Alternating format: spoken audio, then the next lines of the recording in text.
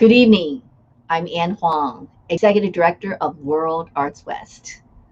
Thank you for joining us today for another wonderful episode of Living Traditions.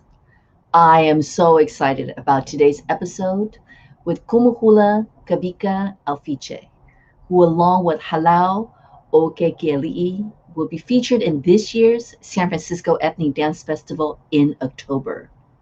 Please go to our website and sign up on our mailing list and follow us on social media to get the latest information about the festival. World Arts West programs like Living Traditions and the Ethnic Dance Festival are only possible with your support.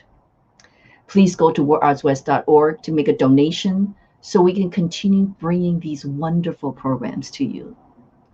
Now I'd like to welcome Co-Artistic Director of the San Francisco Ethnic Dance Festival, LaTanya D. Tigner. Thank you, Anne. Greetings. Again, my name is LaTanya D. Tigner, Co-Artistic Director of the San Francisco Ethnic Dance Festival. I am the grateful daughter of Peter and Thelma and the granddaughter of Ruby, Charlie, Clara, and Jake. Welcome to Living Traditions, exploring dance beyond the performance. With this program, World Arts West aspires to lead our audience on a journey that explores various dance disciplines through a series of online interviews. Our conversations with artists will focus on their art form, its history, and what makes it unique. Each episode will focus on one company practicing a specific tradition. We will discuss how they find a balance between holding tradition and embracing innovation. Additionally, we want to give you the opportunity to ask questions of the artists, as well as a demonstration from the tradition they practice. It is now my pleasure to introduce Ethnic Dance Festival Co-Artistic Director Mahealani Uchiyama. Thank you so much, LaTanya. Greetings. I am Mahealani Uchiyama, a descendant of the Yoruba, Ashanti, Mande, Wolof, Mandika, and Salagi peoples. And I come to you from the land of the Chichenyo, also known as Oakland, California, where my mountain is Tamalpais and my waterway is Salso Creek. Today, we will be interviewing Hula Kawika Keikialiʻi Alfiche. Kawika has been teaching hula and Hawaiian cultural arts for over 28 years. He is the Hula or master teacher for Halau o Keikialiʻi and is the director for the Ka'ululehua Hawaiian Cultural Center in South San Francisco, with a mission to preserve and perpetuate all things Hawaiian. Kawika spends his life learning, teaching, and sharing his culture through the hula and cultural arts and continues to teach throughout the globe.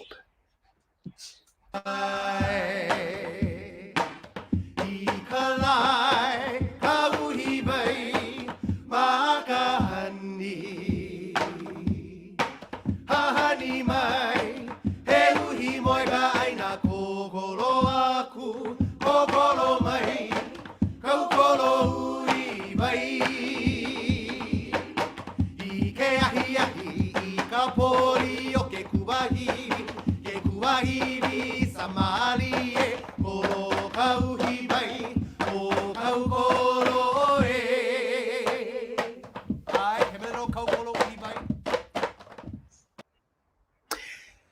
I am delighted to welcome Kumuhula Kawika Keikialiʻi Alfiche. O mana ke aku kila kila ke ku nei mai o e. Ke pi nei ka mana o vale ia o e. Kau maha ka I me ka leima mo ka leile hua ma ka mai. Mai ka pua lu ka hua lule hua I ka lani e. He mele kove hina kauaka o Keikialiʻi au. O e no ke ali e o e kaiki laulani I ko inoa e. Aloha e ia e. Aloha. Aloha. Before we enter our conversation, we'd like to encourage you, our audience, to consider a donation again to World Arts West. And also, make sure you put those questions in the chat so we can engage with you in that way also. Aloha mai kaua e ke hoa. Lokako, aloha. Nui ko hauʻoli e ike ia oi ke ia nei. So great to have you here on Living Traditions. Ovoku, mahalo nui. So I think it would be really great for our audiences to hear from you a little bit of a brief history and a description of the hula, and perhaps getting into how you became introduced into the tradition. Yeah, so aloha to everybody who's tuned in. Yes, please make a donation because it helps support all of us cultural practitioners here in the Bay Area, especially through World Arts West and the Ethnic Dance Festival. But I want to start off with just saying that first song, that mele, that song that I did is a song that I composed for my teacher, for my kumu. His name is Ray Kahiki Fonseca. He's here with us right now. He made himself known right in my ear. And his kumu's Uncle George Lanakila Keikialiʻi na ope. And I wrote this song right when both of them passed away. Unfortunately, we lost them both around the same time, about 10 years ago. These are my kumus. This is my lineage. And they are who basically paved my life path for me, which I follow and create today. But I'm here. I'm in the island of San Francisco. I'm born and raised here. I'm a native San Franciscan. I was born at St. Luke's Hospital, in case anybody's wondering, because it seems to be the question, right? But I became a hula person. I think growing up, hula was also part of my life, Hawaiian music. Hula to me is not just dance, it's music, it's everything, it's prayer. It wasn't, I think, because of how my father and the era that he grew up in Hawaii, it really wasn't a thing for the guys to do, but I really wanted to, because I was living here and it was my way of connecting to home, which is Hawaii. So I think when I got my driver's license, when I turned 16, I drove myself to hula, and I've been a hula person ever since. That's kind of like the foundation, I guess, of where things started. Mahalo.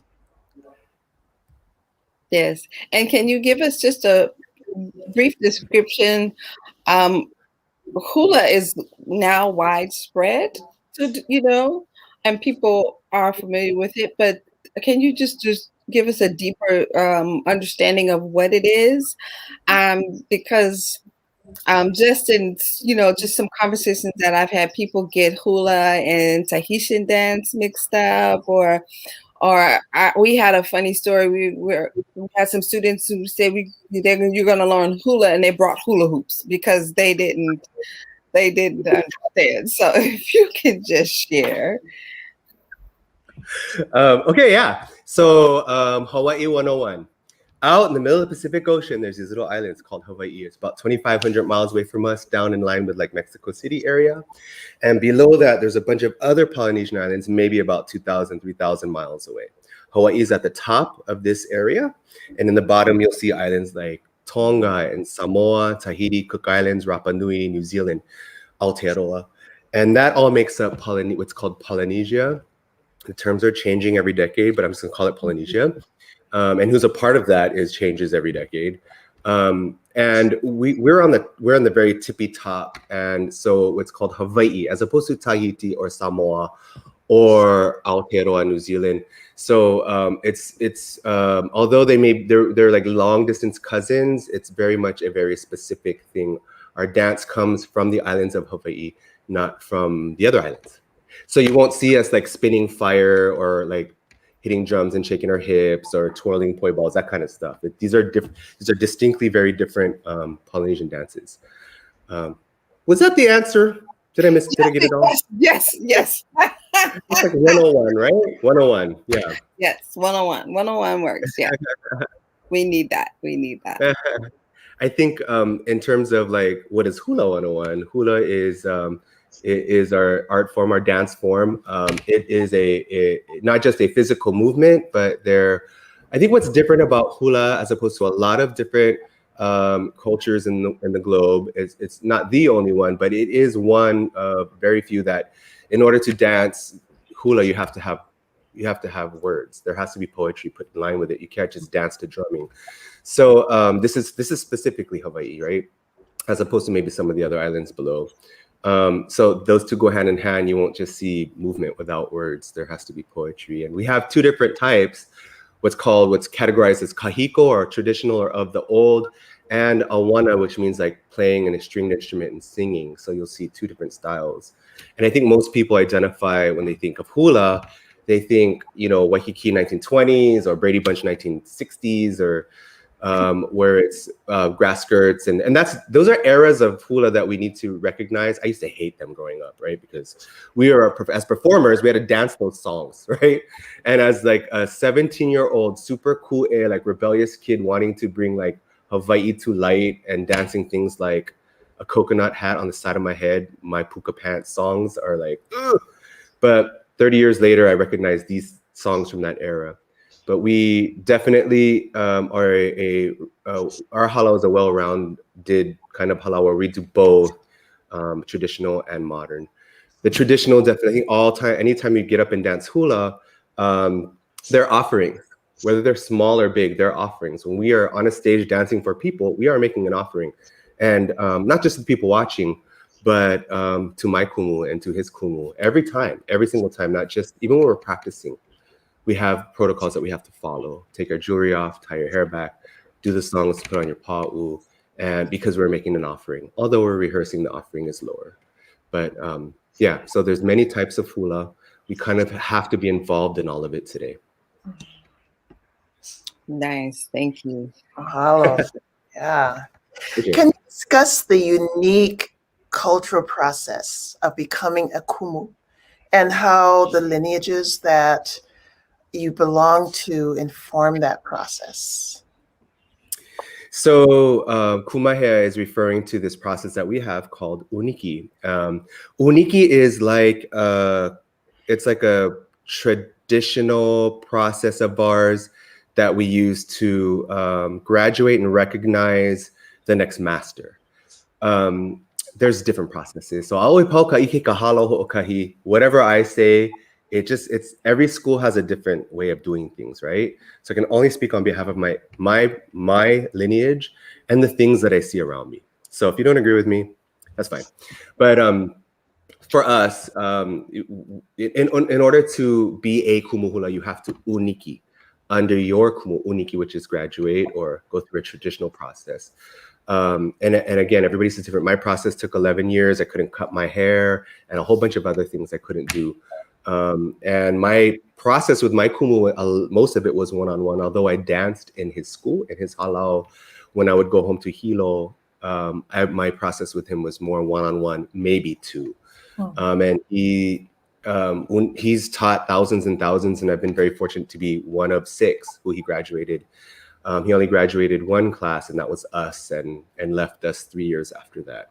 He went through a similar process with his kumu. I think what's very different about the process he went through was he actually lived with his kumu for 5 years. I cooked for him, cleaned, washed his clothes, drove him everywhere. It was like serious, like master apprentice, right? 24/7. And his kumu lessons came at all hours of the day and night. So this is our process in our lineage. It changes obviously every generation. I like my process. I like my, the six who graduated together. We have very distinct roles in our lineage, and I continue forward now. In this path that both of my kumus, both Kumu Ray and Uncle George, had carved out for me. Did I get to the right answers that we're looking for? Yeah. Mahalo. Nice. And what come with the fan. Come with it. I know it's more. Is that Disneyland? So what are once you've gone through this process and you're now recognized as a kumu, what are some of the responsibilities you hold in that position, and what does that mean to you? Well, it's my life. I walk every step and every minute, second of my life that I am alive. It's how I approach everything. It's huge, right? It's so daunting. I was so young when I first became a kumuhula that I didn't even know any better. And now that I'm a little bit older than then, I'm like, oh my God, I would have ran quickly. But today, for me, honoring my lineage means first and foremost honoring my teachers, my kumus, making sure that any step I make and any big decision I make brings light to their names. I'm not so interested. I don't really care too much about my name. What I care about is their name. So I do everything and I follow their footsteps. I had a really good memory when I was younger. I remembered everything and I heard everything and everything stuck to me. And then after I unikied, not so much. Like it's harder to memorize things. But I'm so glad that I had this time with them because there's really no question. I think the biggest lesson that I've learned with how to move forward is you have two choices in life. One is heva and one is pono. Like, which do you decide? And heva means like, it's like dark path or lit path. Which one do you want? And I'm like, okay, any decision you make. I'm like, okay. Sometimes, we fall into the dark side a little bit and we're like, okay, I got to get out of there. But for the most part, stay on that path that is correct, right? So my only job right now in life is to perpetuate our lineage, our perpetuate hula, and to anybody who wants to learn, whether they're Hawaiian or not, provide that opportunity because it's obviously something more than geography. It's obviously something more than a physical movement, and hula really is galactic, right? Like we are not just singing to the tree in front of us; we are actually connecting to our ancestors and to the universe. So, and the earth is one earth. So we got to do mama proud, right? So the more people that hula, the better, especially with that understanding. Thank you. I wonder if you could expand a little bit about how hula has become so globally, what's the word I'm trying to think of? It's spread all over the world. I mean, you touched on it just a little bit, but it is literally danced all over the planet. And what is hula? Yeah, what do you think draws people to this tradition, and what do you think it might mean to their ancestors, to their spirit? Well, I think hula, and this is just speaking from hula perspective because I don't have any like background in any other type of dance form other than maybe like hip hop and breakdancing, but we didn't pray. Like hula is something that people. Okay, so when we hula, our goal every time we hula is to make an offering. And like I said, there's people standing in front of us or sitting in front of us enjoying, and there's people who are not physically there enjoying also. So that energy that we're pulling into us in our movements, our movements, like as I would say, is environmental. We're talking about all the things that surround us, and we're communicating with the environment. So you see and feel that immediately. But I think the step further is we're actually taking that energy into us, and when we're dancing, we're actually pushing it out and collecting this big bubble and collecting everybody into it. So I think first and foremost is that feeling that people get when people are presenting from this place, right, as opposed to like physical. There's always something that people's like, oh, I watched it and I felt something. I don't know what it was, but I felt something.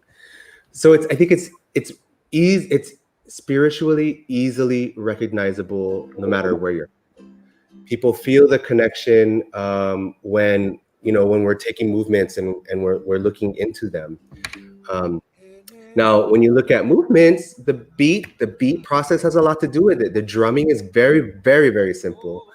The poetry is very complex. So to kind of to be 70 years old and want to start dancing hula is possible, really, because it's although it's difficult, it also can be very basic. So I think that it's attainable, not just physical, not just mental, but spiritual immediately, as opposed to some things just take a long time. Now, mind you, you don't know anything until you've been dancing for 10, 15 years, but because you start somewhere, right? Yeah, we're looking at some footage here. This is a song that I wrote called Ho'iho Mai. And I asked my students from anywhere, everywhere, to just take a video of them dancing it, because this video and this song is meant to do that. It's a prayer asking for love, right? And to be united. And this love to last a long time. We can't be filled with hate. So everybody videoed all over the globe, and we presented this at our 25th anniversary presentation. And it turned out beautiful. Wonderful videographer by the name of Duncan O'Brien, Flash editor, he does it all. Spliced together all of these, Disneyland Tokyo. There you go, with the Mickey Mouse ears. She said, "Kumu, should I wear Mickey Mouse ears?" I said, "Probably not, but yes, definitely." And she's like, "Oh my God, what do I do?" New York, Beautiful. Russia, Spain, everywhere. Everybody, and not just kind of, right? This is the thing. It's not people dabbling in hula and Hawaiian culture. They're like committed. A lot of them committed their lives to being a hula person, which is something more than just a performance, something more than just a competition. Yeah, these are offerings. Beautiful. Can you spoke about the poetry being complex. Can you go into that, versus with the juxtaposition of a simple drum beat? Can you 'cause this is fresh for me. So can you discuss that? Yeah. I know very little about drumming. Okay, so I was a kind of a band nerd growing up, so I know a little bit about music, concert band, marching band, that kind of stuff, and a little bit of drumming. Then I got into a little bit of at least watching a lot of different types of cultural dances through the Ethnic Dance Festival. I'm so thankful. By the way, my first two kumus, Kumu Tiare Clifford and Kumu Harriet Keikialiʻi Spalding, were in the very first Ethnic Dance Festival in 1978. So I grew up around the Ethnic Dance Festival. I danced in it as a student, and I brought my halau many times over. So drumming, Hawaiian drumming, I'll teach you in 2 seconds. Here's a drum beat that you will hear all the time. Oh wait, let me use a drum.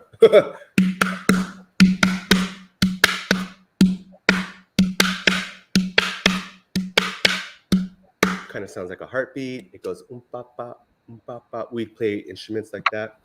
So there's a very, very easy specific drum beat. And the song that you saw a bit at the beginning called Kaholo Uhiwai, which is it's a song that I probably spent 40 years writing, but talks about this fog that we're actually experiencing right now in July. July and August is when it comes around, when she comes around. And the poetry really just talks, if you look at it on top, it talks about where the sun is and what's happening in the environment. Ikapo iki, ikamoana hohonu.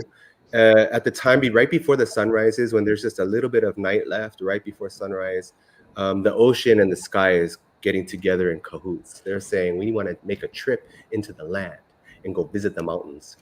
And throughout the day, it calls out to where the sun is and what's happening. It's instructions when you read it. You can just watch it happen throughout a day. But inside of this, there's there's a love story happening between the mist and between the land. And you'll see the men and the women dance, and the women are representing the mist and the fog. And the fog, which I've renamed Kaholo, because people have named it some weird name. I'm not gonna say the name. It's called Kaholo. And Kaholo means like creeping, to creep really close to the ground to just make your way. This fog is flat, and you can see this blue skies above it and just this thick blanket of fog. But I'll do a verse, and you can see how with this very simple drum beat, the complexity of like the lyrics and how they fall in the beat. Ikapo iki kamo na onu pilipakea me kamo ana ikamo na kalipolipo kokoro aku kokoro mai kokoro iwai. So one little simple tiny drum beat kind of creates the path on where the song goes. So lots of words, lots of meaning, lots of movement, one simple beat. Nice. Thank you for that breakdown. Yeah, that's beautiful. It's the snippet that we saw at the top of our show is of that mele, and it's going to be a part of our festival film, which we're all so excited about. I mean, probably us more than you. I don't know about that, but yes, I'm really excited. Because it, especially once you explain it, I mean, even if you don't explain it, you can feel it, right? But and explaining it in that way is like, yes, of course. We see the depiction, and it's the clear, the interplay of the Kane and Wahine energy, and that the fog and the land, and it's just so beautiful. Yeah, and to be able to shoot on location exactly what we're singing about, and for it exactly to happen on cue, is not a coincidence. I mean, that's the thing, right? If people, I'm sure we have footage. I hope you guys can cut and paste it and put it away. But there were times where the sun came out and we had to call for the fog to come back, and she came back. We're singing Ike Avakea, and the Avakea is the sun is like it's like angled right there, and we're like, okay, sorry I called you, but we got to cover you up again because we got to film. And she did. And the moment the kumus and the whole pod started chanting, the fog literally came right through us. Like, so many things happened. And cultural practitioners, we recognize this. It happens all the time, right? When the things that we do, like the universe, the environment always reacts, right? Like it's never a coincidence. It's not like, oh my God, you see how the wind blew? Yeah, that happens every time you call on it, right? Yes. They can't send emails to us anymore. They have to like interact in different ways. I mean, there was several Ailona, several things that would happen when you folks started to dance. That's it's every time that the group began to dance is when a flock of the seabirds would go across. And then when we were resting or setting up a scene, they didn't. It was just it was so beautiful. They're like, we want to be in this shoot. Thank you very much.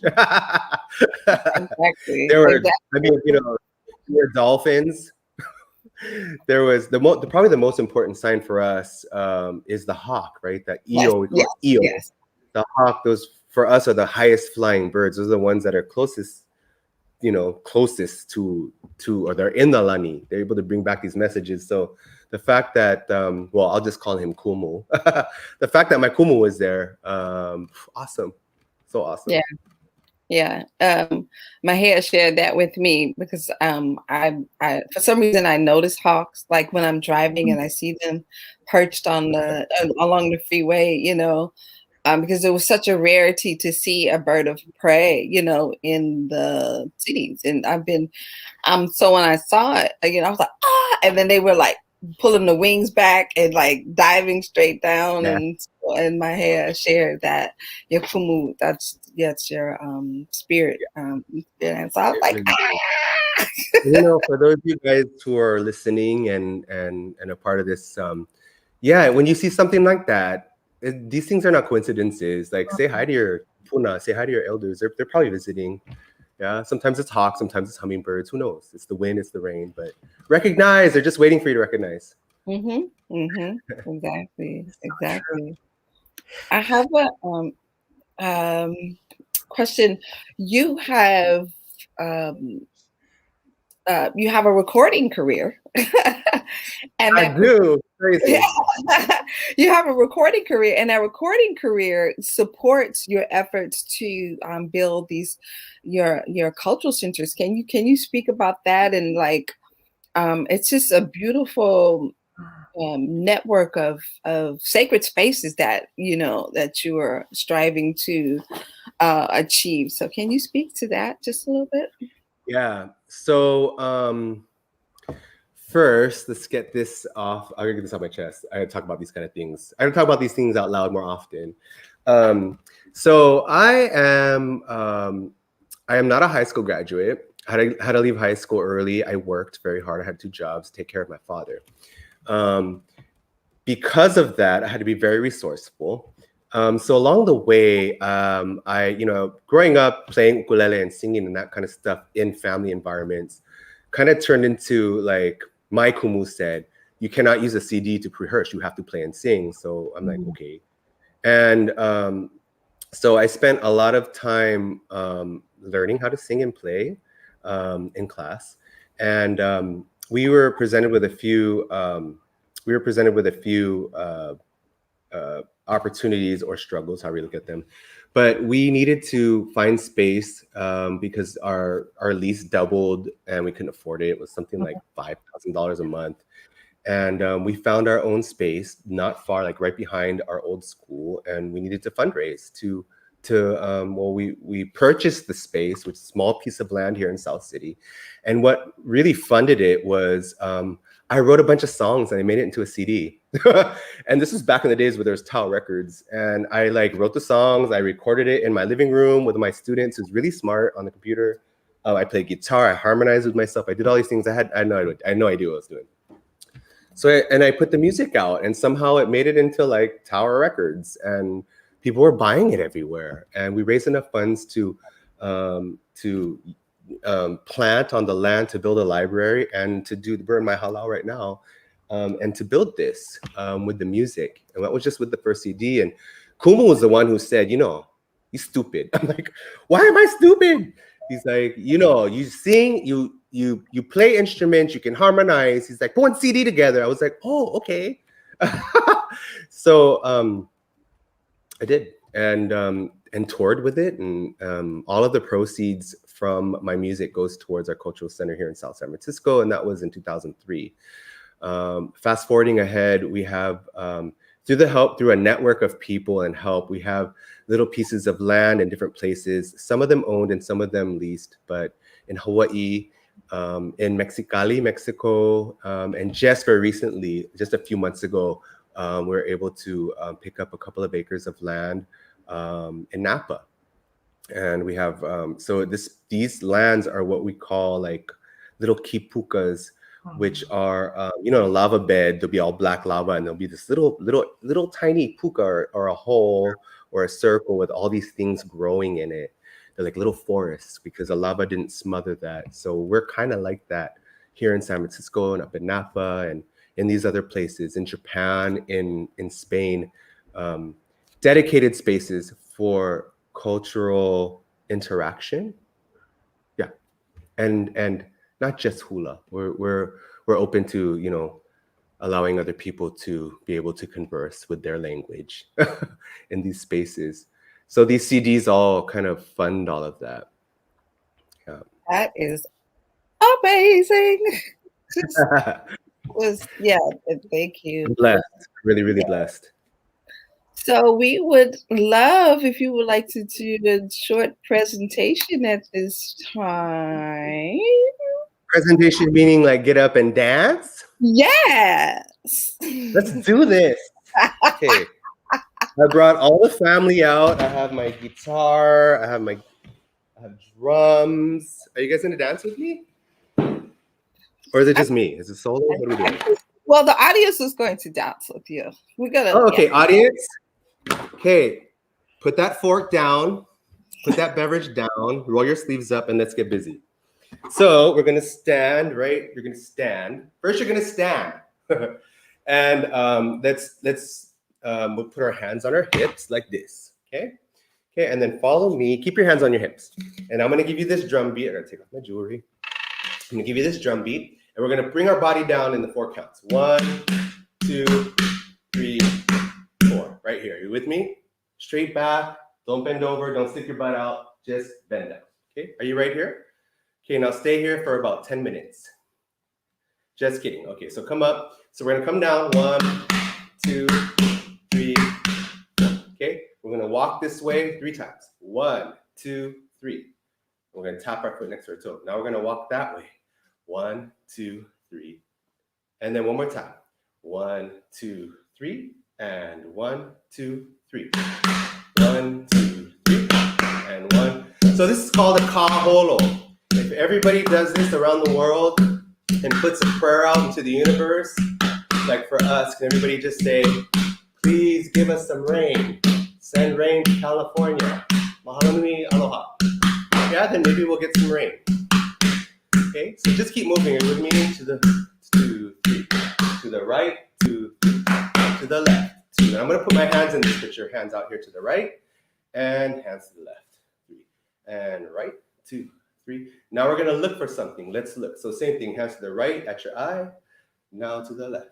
2, 3. Again, right, 2, 3, and left. Now we're gonna put our hands up and say rain. Rain. One more time. Rain. Now say hallelujah. Hallelujah.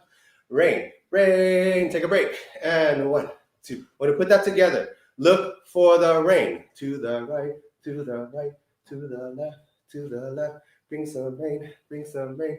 Hallelujah. Take a break. And 1, 2, 3. Okay, we're gonna try it again. I'm gonna sing. Here we go.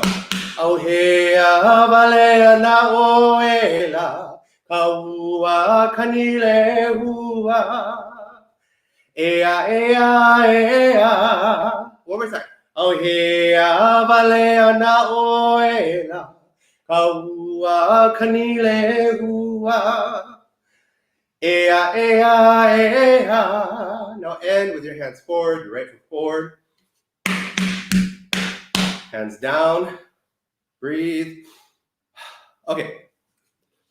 Very good. You guys did awesome. You're focused. You're in for the prayer. Good for you. Yeah. Do that once a day. How's that sound?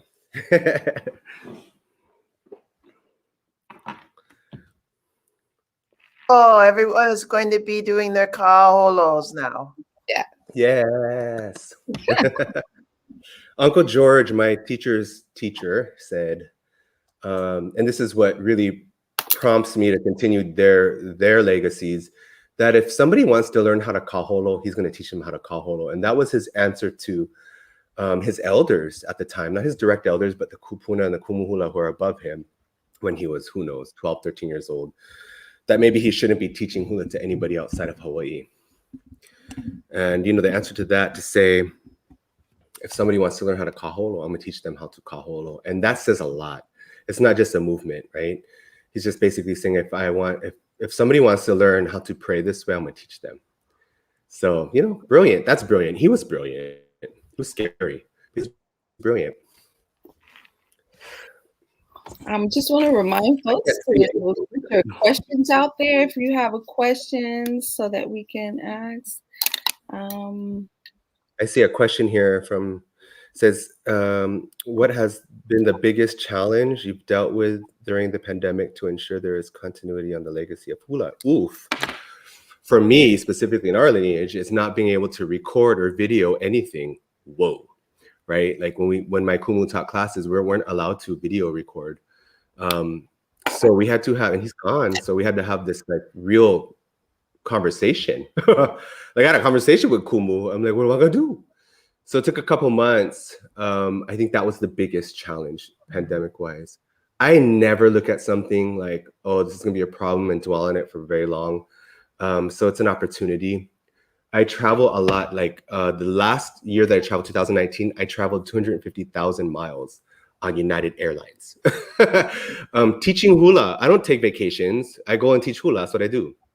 And I went to go see people everywhere because it was also in thanks for them coming to be a part of our 25th anniversary. Everybody flew in to be a part of it. So I wanted to go back out, teach in those areas. I would see these people once or twice a year. And our responses and interactions are with emails or short video clips to see if they're doing right or whatever. Now I see them every week, and this is a blessing.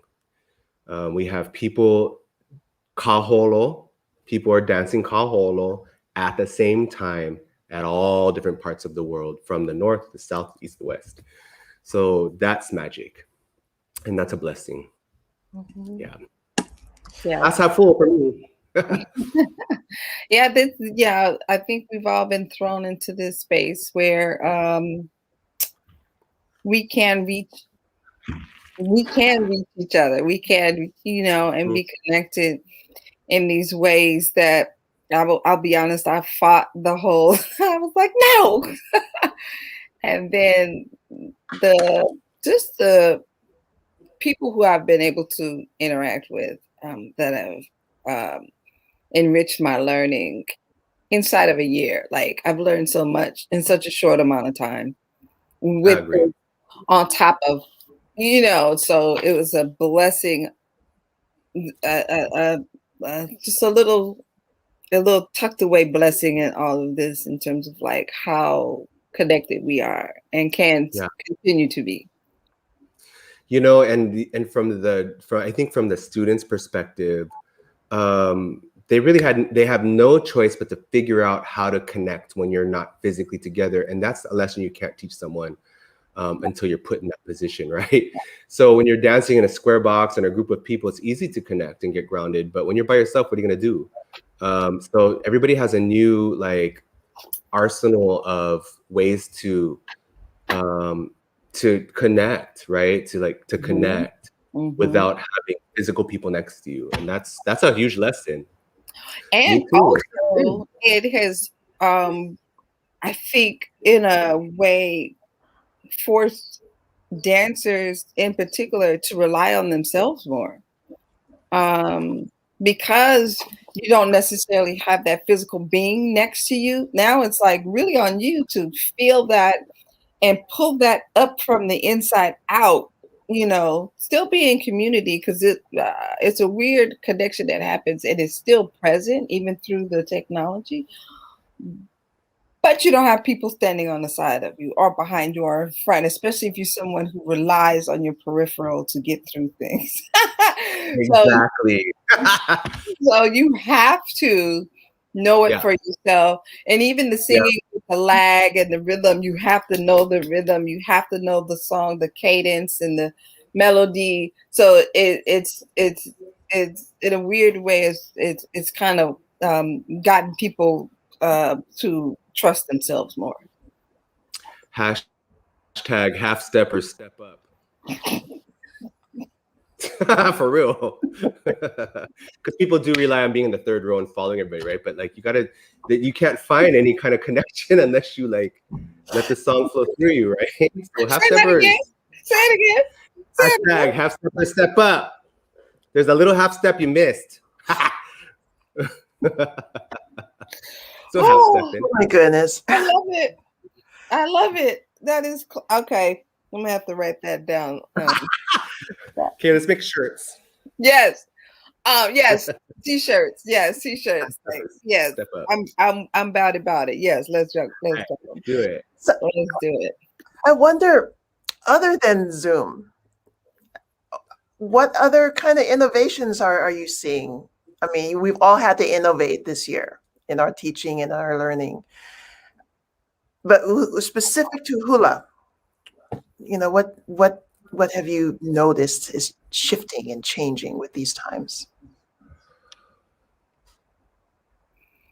So, just being out on location and videoing our dance and dancing to a recording that you spend 8 hours in a recording studio putting together and dancing to it. I'm down for it, right? Like, you got to. There's no choice. We have no choice. So that's one for sure. I think this was innovation-wise. I gotta think about that one. Mhm. There's more, I'm sure, but yeah, I honestly took this time. And I'm like so thankful because I'm never home. So the innovation for me is being able to like be home. That's my innovation. Work on the land. I think everybody has a deeper connection with the land, right? We're in our yard growing things out of fear for lack of produce, right? Yeah. So we're all connected to the land. Hula people, actually, I will say, hula people, they're not half-stepping anymore. They're like growing hula things in their yards because we can't buy these things anymore, and getting more ma'a or familiar with growing things, I think. Yeah. How about you? Have you seen things in the community? Yeah, can you talk about that? Because I know at your cultural spaces, that was one of the things that you talked about, like having the land to grow what you need to harvest for your regalia. So can you talk about that? And I love that folk are growing these things now in their home spaces that they can then harvest. And can you talk about that as well? Mhm. Yeah, well, I mean, hula, when we make an offering of hula, depending on in any situation really, especially if it's an offering of importance, whether it be on a stage or in a ceremony, we actually have to have adornment, right? We have to adorn ourselves, and usually it has to be plants that are connected to Laka, or maybe the goddess that we're dancing for, or somebody who we're dancing for. So our forest for a long time in our minds was the flower mart, and we're making things from those things there, and it didn't make any sense to me. I think the idea is the exact thing that was that grows there wore off real quick because it didn't make any sense. Why am I gonna harvest plants in the forests in Hilo and bring it to San Francisco? Make no sense. So I'm here. I was born here. Doesn't make me not Hawaiian, right? I'm here. So there's a lot of things that grow here that's very similar to that. So we utilize these plants. I think most people, it's not just us, most Hula people utilize the plants that grow here now. Before, not so much. Competition stated that you need to have this plant and that plant and this plant. Now they're like, use this plant, but say it's this plant. For a long time, we used to gather the plants. Like we would wear all black in the middle of the night and go out with garbage bags and go gather these plants all along 280. If you ever went along 280 driving at midnight and saw a bunch of people gathering, that was us over here. So that didn't make any sense, right? So we first thing we did when we moved into this center was plant all of the things that we need. A lot of it from the leis that we made.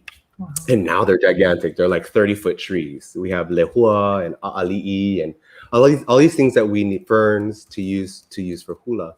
And furthermore, for it to get it to the point where it just grows on its own and you don't have to do anything to it, then becomes a bit of a wildwood, right? Like that's its own, like you do you, boo, and I'll let you go.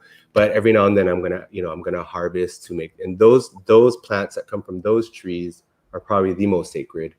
And to place them on our bodies to hula connects us to our deity. And when we're done, we return them either wherever we return them, on an altar or back to the land or in the ocean. But that connection with these plants, they're called kino lao. Kino means body and lao means like vegetable body forms of the person who we're praying to inspire us while we're dancing. And it's usually on all of our, around our neck, our wrists, our ankles.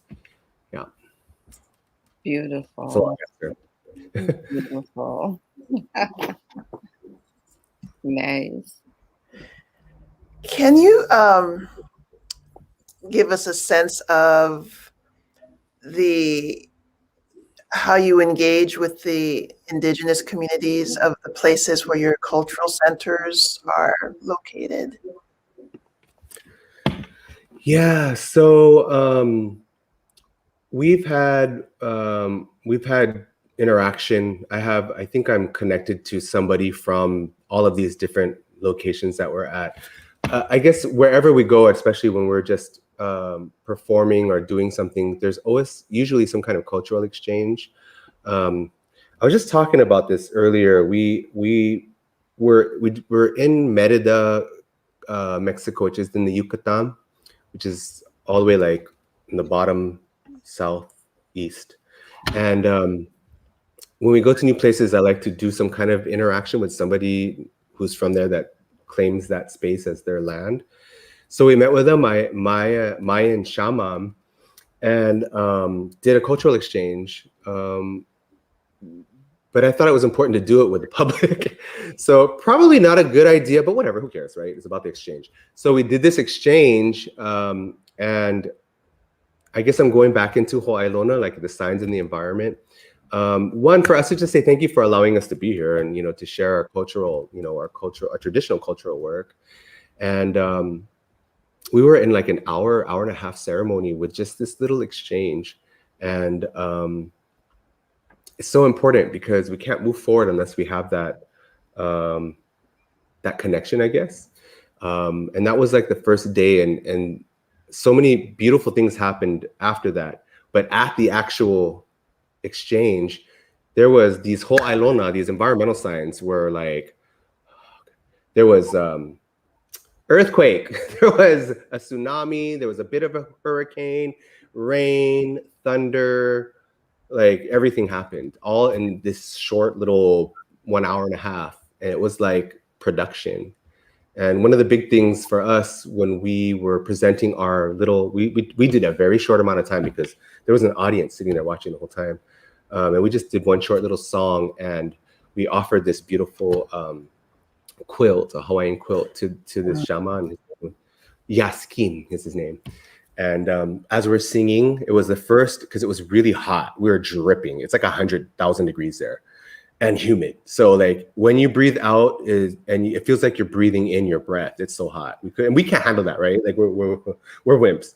But right when we sang through the part that in the song that talks about the wind came blowing through.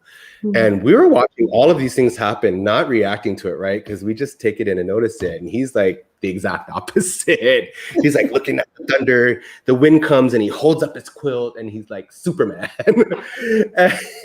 Amazing. These kind of things these cultural exchanges need to happen. We need to converse with each other. We didn't speak each other's languages at all. But we spoke that language, definitely. Yeah, this is one example of many things that happen when we have these exchanges. Beautiful. Yes. Before we close out today, what do you have coming up already? It goes so fast. It happens so fast. It really does. What do you have? What do you have coming up? What do you have? What's going on? I'm in the studio. I'm working on my 5th CD. Like I said, I didn't go to school to become a musician. So a lot of people told me, like, what are you doing? I'm like, I don't know. I'm just doing what I'm doing. Who arranged that? What does arrangement mean? Those kind of things. So I'm at the place now, however many years later, where my ear and my sound and all of these things, I'm way more picky. I hear nuances now. So I'm in the studio now for a year almost. I have a cousin who is a recording engineer, a sound engineer, and we've managed to work out. Anyways, I'm putting a new CD out.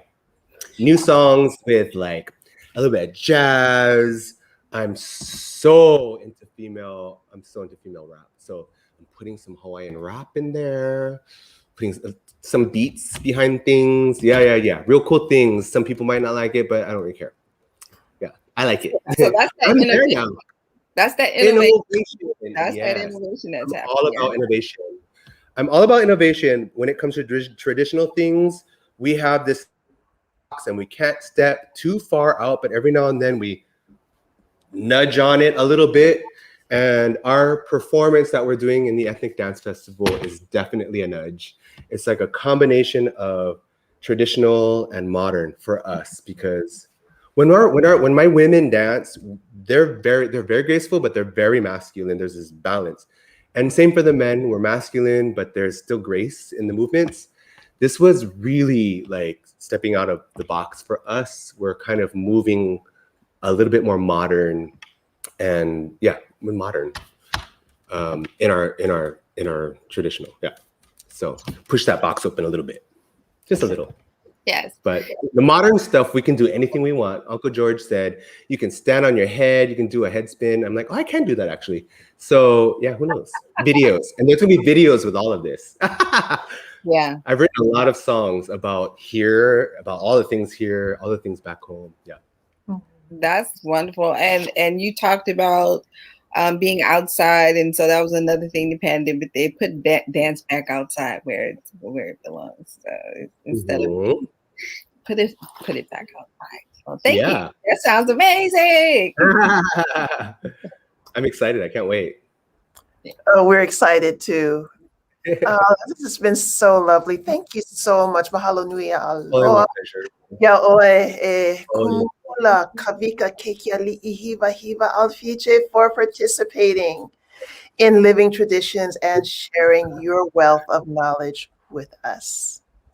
I want to add one last thing, and that's to all of you who are listening now and even later. I've been a participant of the Ethnic Dance Festival and been a big supporter of the World Arts West for a very long time. I am a believer in their mission and all of the things that they do. I'm a supporter, and I've always been around to support and take part of. Make a donation. It's going to help all of the things that we're doing, and we need it. We are grossly underfunded. So if you live in San Francisco, can you pick up a phone and tell somebody to fund us? And when I say us, I mean cultural practitioners, cultural artists. We're always put in the corner as hobbyists and people who are in the background, not alongside with things like ballet and symphony and that kind of stuff. So we are professionals. Thank you. So support us, make a donation to them. It really does filter out to people like us in our endeavors. So mahalo nui, and tu kumahea, mahalo nui. Latanya, thank you so much for taking the time and doing the research and asking these wonderful questions. I'm so humbled, and we're so happy to be a part of this festival. Thank you so much. Thank you. Thank you. Wow. What an amazing and uplifting program. Thank you so much, Kawika, Mahea, Latanya. What a rich conversation. And Kuma Kawika, thank you for sharing your culture, your generosity, and really appreciate the reminder to acknowledge our elders and ancestors when we receive those signs from them. Remember that Kuma Kawika and Halau o Keikialiʻi will be part of the Ethnic Dance Festival in October. Sign up on our mailing list and follow us on social media to get more information. Lastly, if you enjoyed the program tonight, please do make a donation to World Arts West. Lastly, we will see you at the San Francisco Ethnic Dance Festival in October.